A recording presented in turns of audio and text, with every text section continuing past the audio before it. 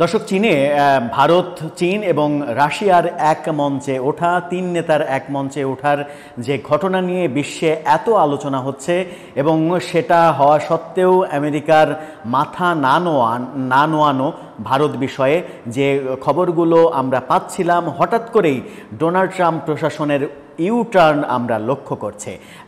খুবই মজার ব্যাপার হচ্ছে যে এই যে চীনে যে ঘটনাটা ঘটলো, এই ঘটনা ডোনাল্ড ট্রাম্পের মস্তিষ্কের উপরে একটা বড় আঘাত তৈরি করেছে। এই আঘাত যত রাগই থাকুক, এই আঘাতে তার হয়তো জ্ঞান ফিরেছে, তার সম্বিত ফিরেছে। ফেরার কারণে তিনি বাস্তবতাটা উপলব্ধি করছেন এবং ডোনাল্ড ট্রাম্পের প্রশাসনের কাছ থেকে একটা চমক জাগানো খবর এবার আসলো। গণমাধ্যম সেই খবরটা দিচ্ছে। খবরটা হলো যে ভারতের সঙ্গে যে বৈরী সম্পর্ক, সেই বৈরী সম্পর্ক হয়তো ডোনাল্ড ট্রাম্প আর রাখতে চাইছেন না, এরকমটাই মনে হচ্ছে এবং সিদ্ধান্ত প্রায় চূড়ান্ত হওয়ার পথে। কি হচ্ছে, কি সিদ্ধান্ত নিতে যাচ্ছেন ডোনাল্ড ট্রাম্প?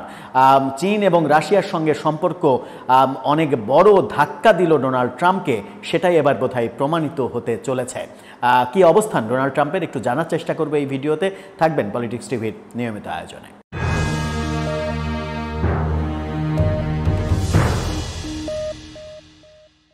দর্শক, বিশ্ব মোড়ল আমেরিকা এবং সেই মোড়লের মোড়ল ডোনাল্ড ট্রাম্প, তিনি নিজেকে বিশ্বের সব থেকে পাওয়ারফুল এবং যা ইচ্ছা তাই করতে পারেন সেরকম ব্যক্তি হিসেবে ভাবতে শুরু করেছেন এবং ভাবনার বাস্তবায়নও শুরু করেছেন।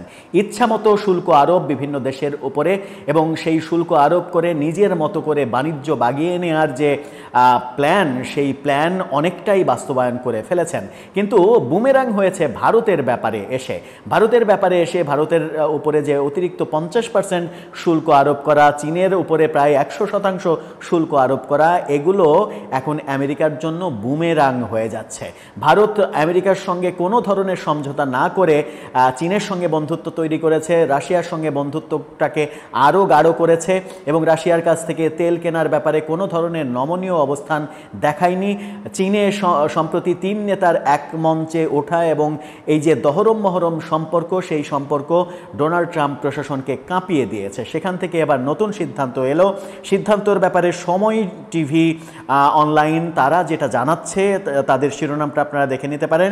সেখানে বলা হচ্ছে, ভারত যুক্তরাষ্ট্র শিগগিরই বাণিজ্য বিরোধ সমাধান করবে ট্রাম্প প্রশাসন। অর্থাৎ এই যে বাণিজ্য বিরোধ, বাণিজ্য যুদ্ধ চলছে, সেটা আর থাকছে না, সমাধান হয়ে যাচ্ছে, এমনটা ডোনাল্ড ট্রাম্প প্রশাসন জানিয়ে দিয়েছেন। তার মানে কি ডোনাল্ড ট্রাম্পের এক ধরনের নৈতিক পরাজয় হয়েই গেল? এই যে আমাদের অঞ্চলে যে আধিপত্যবাদ বিস্তার করা, সেই আধিপত্যবাদ বিস্তার করার যে প্ল্যান, সেই প্ল্যান তার হাত থেকে কি ফসকে গেল?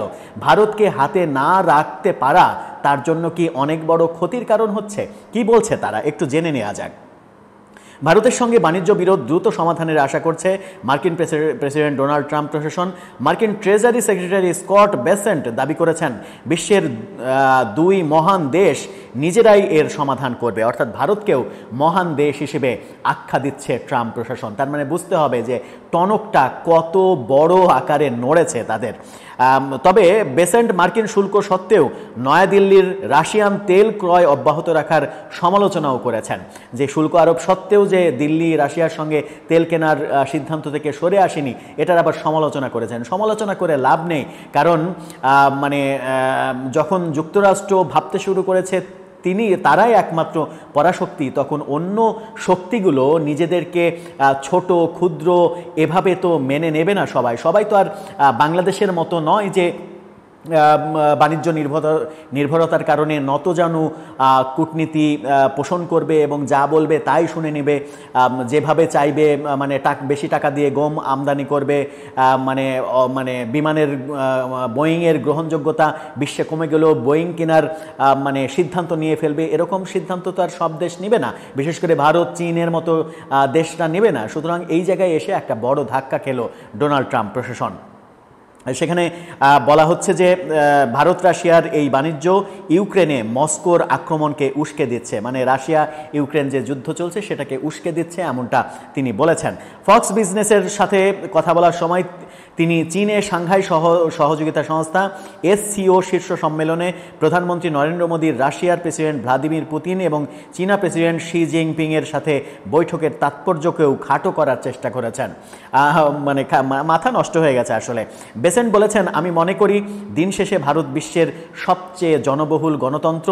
তাদের মূল্যবোধ রাশিয়ার তুলনায় আমাদের এবং চীনের অনেক কাছাকাছি, অর্থাৎ রাশিয়ার মূল্যবোধের চাইতে ভারতের মূল্যবোধ অনেক বেশি।